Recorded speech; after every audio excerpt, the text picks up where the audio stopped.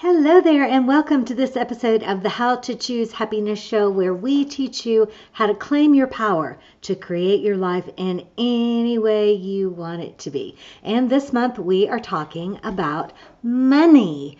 So my darling sister was here with me for about 5 days, and she's incredibly handy in a lot of ways. And so we were taking apart light switches in order to try and get some of my overhead lights and fans that have stopped working to work again. Well, we did. We got one of them working. The other one is still a mystery that is unsolved. But in the process, we somehow managed to blow a whole breaker in this corner of my office. So I'm assuming that's what it is. So this whole setup today is very much rigged with extension cords all over the house and awaiting me finding and getting an electrician out here to fix things. So if anything goes willy-nilly technology-wise today, that's probably the reason, because of the electricity gremlins that are here at the Be Happy First mansion today. So happy Tuesday. Give me a 1 in the comments if you are watching live, and a 2 if you are watching the replay. And I usually have Tammy here with me to help moderate and let me know that everything's working okay. And my niece Allison is here sometimes also, but I don't think any of them are here today to help me. So forgive me if I don't see your comments, or if anything passes me by. So, and then also remember to go and get our free download for this week and get on the Be Happy First email list. We only send a couple of emails a week. Hi, Christine. Thank you. Oh, I can see the comments. Look how professional I am. And there's the one for watching live. So thank you so much for that feedback. So the journaling worksheet that is our free giveaway this week is I went and looked at it again this morning while I was testing some things, and the story of the magic orchid is there, which is a story that was told to my mom when I was a little girl, that basically is about a magic plant that transformed a woman's life. So it's a great read. And so if you go, just click on the link that's in this post and go and get on the mailing list. It's easy to opt out. And again, I only email you twice a week to remind you that this live is coming up. And then I also once a week include a lot of the content that we're talking about in this show, so that if you don't have time to watch a 20-minute video, then you can get the synopsis in a weekly email. So there's a lot to gain there and not anything at all to lose. So click on that link and join the email list and get your journaling worksheet. And the way that the journaling exercises will help you in every single topic is to help focus your mindset, to help you decide on purpose what your perspective is going to be about whatever you're giving your attention to. So if you really want to stay with us this month and concentrate on your mindset around money and the way you want to feel about money, your relationship with money, and how to attract more of it, then use the exercises in the journaling worksheet with that in mind. I'm wealthy, I'm prosperous, I'm a successful entrepreneur.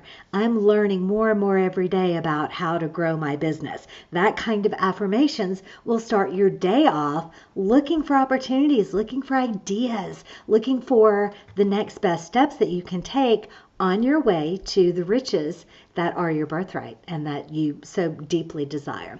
So our specific topic today around money is the law of giving and the law of receiving. So let's talk for a second about this word law. I don't really like that word because to me it implies enforcing rules and dominating and having power over and things like that. So, but this gets bandied around in a lot of different ways. And part of our lesson today is going to refer to the book Working with the Law from Raymond Hollywell. And in his book, he's using the word law to mean God or universe or life force or whatever the word that you use for the force that beats your heart. That's what he's referring to as the law. So just for simplicity's sake, we're going to use the word anyway in the law of giving and receiving. And this is such a fine line. This is such a subtle type of feeling around, are you a giver? Are you generous with your money? Or are you waiting to receive before you give. Now, most of the people watching here are women, and this does sometimes apply to men too. But a lot of times we will answer this question, are you kidding? I give all the time. I give to my husband. I give to my kids. I give to my family. I give and give and give and give and give. But is this giving without expectation? And that's the subtle but oh so important difference between being in an attitude of giving.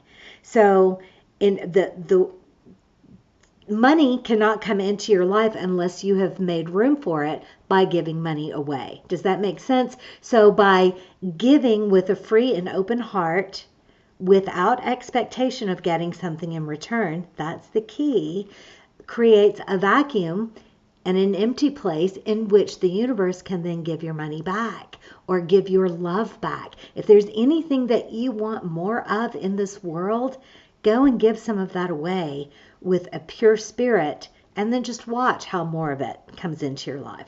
Now, this is a reason that tithing to a religious organization, or giving to charity, or giving to entities that are really outside of your inner circle, is that you are giving in total faith and trust that that money is going to be used for the good of other people or animals or the environment or whatever the cause is that you're contributing to.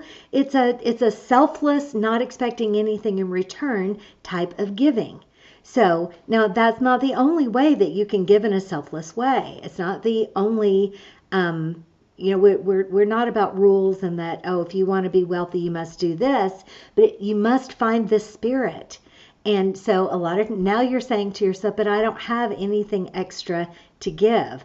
All of the money that I have is going to my bills. How can I give any extra? Well, you have resources that aren't necessarily money. So give of your time, give of your attention, give of your energy, give of your love, and create an expectation that at some point you will have the money to give, or give just a little bit. Give as much as you can feel comfortable in giving in an area that makes your heart sing.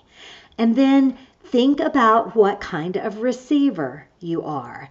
And again, this gets to be very complicated too. We all the time, we have people who want to help us. We have people who want to give to us, and we don't accept out of pride and out of ego. And so think about the effect that you are having on that person.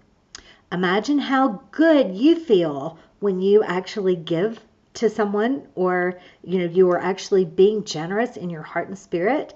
And then imagine that you are denying this other person the opportunity to feel that way. So you have two reasons for being a good receiver. One is that you want things. You want money. You want love. You want attention. You want things in your life. And so you want to be able to receive those things when the universe delivers them to you. And two, you want to be the kind of person who paves the way for other people to have the joy of giving. Do you see how it goes?